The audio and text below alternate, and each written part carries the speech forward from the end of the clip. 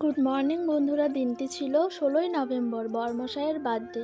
তাই সকাল সকাল উঠে সবার প্রথমে যেটা করলাম, স্নান করে ভালো মতো ঠাকুরকে পুজো দিয়ে নিলাম।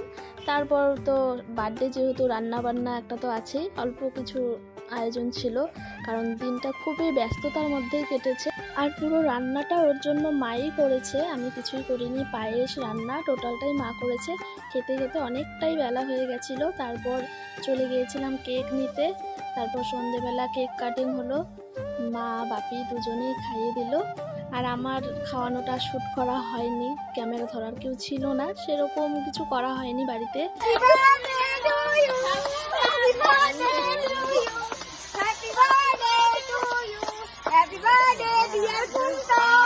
আর এইসব আমার ফ্রেন্ডসরা অ্যারেঞ্জ করেছিল। সবার সাথে আজকের দিনটা খুব মজা করেই কাটিয়েছি।